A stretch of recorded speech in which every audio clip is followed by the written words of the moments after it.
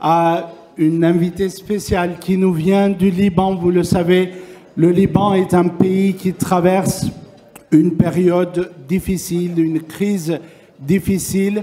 C'est un pays qui a accueilli beaucoup de réfugiés assyro-chaldéens qui ont fui les persécutions de Daesh. J'appelle à la tribune Madame Paula Yacoubian, députée au Parlement libanais.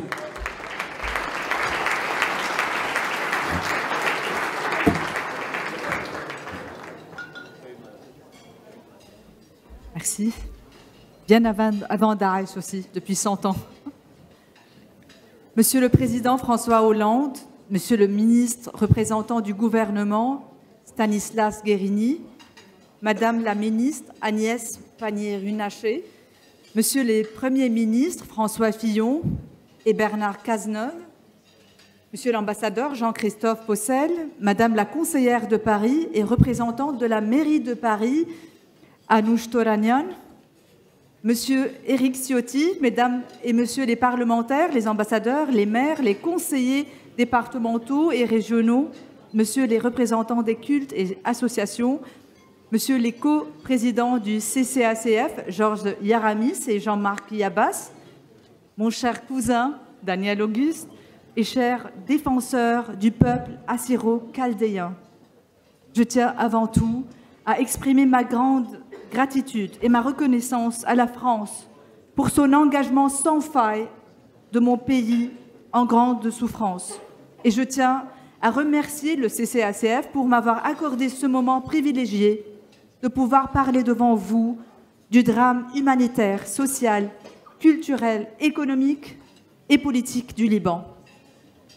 Un ambassadeur de paix et un humaniste, M. François Hollande, s'adressa depuis quelques années aux Libanais en leur disant « De votre avenir dépend celui des libertés dans la région ».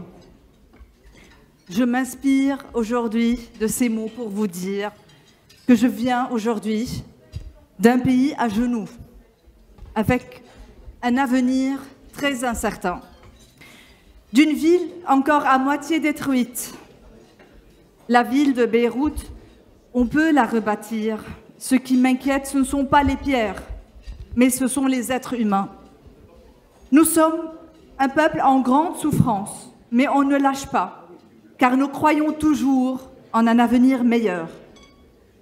La France, qui a toujours été la maman tendre du Liban, j'espère qu'elle va continuer à rallier le monde pour nous aider à surmonter les défis.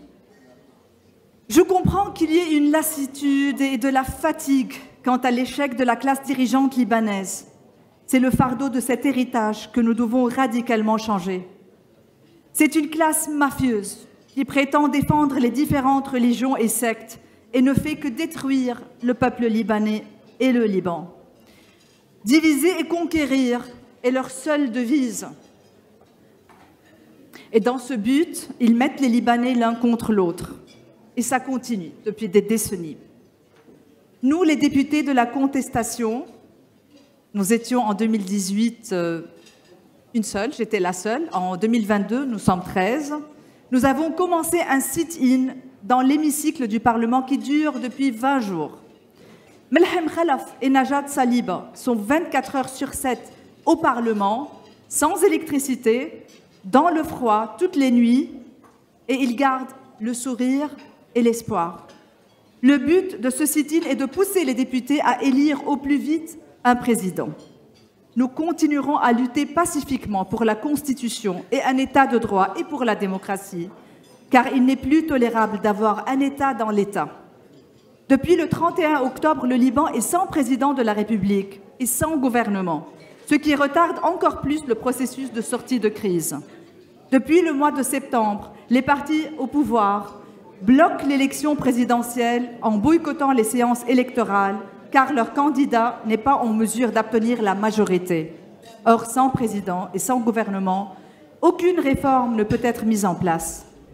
Dans ce vide constitutionnel, le Hezbollah et ses alliés s'attellent à faire avorter l'enquête sur l'explosion du port de Beyrouth du 4 août 2020, date qui marquera pour toujours l'histoire de mon quartier et de ma ville et qui restera à jamais gravée dans ma mémoire.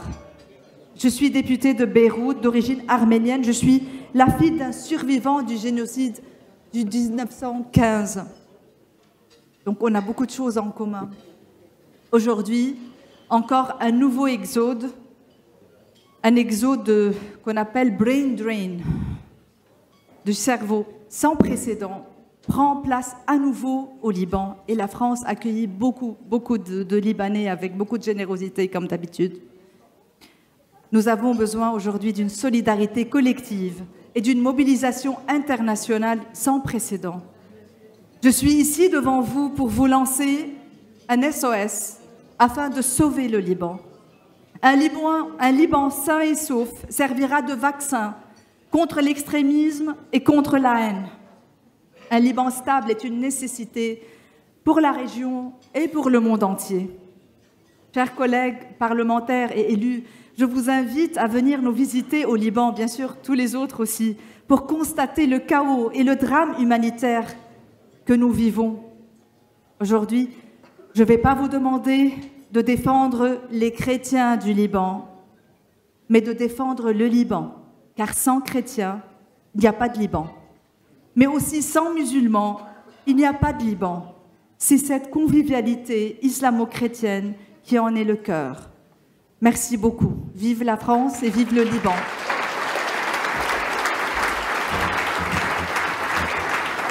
Merci beaucoup, Madame la députée. Elle nous fait l'honneur